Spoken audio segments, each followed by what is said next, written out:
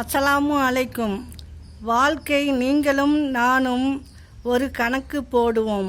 வாழ்க்கையை இப்படி வாழலாம் அப்படி வாழலாம் என்று. ஆனால் வாழ்க்கை அது பாட்டுக்கு ஒரு கணக்கை போட்டு நம் கையில் கொடுக்கும் பாருங்க. அப்போதுதான் புரியும் இயற்கையும் கடவுளையும் நம்மால் வெல்ல முடியாது என்று. நாம் நினைத்தது எல்லாமே நடந்து விடாது.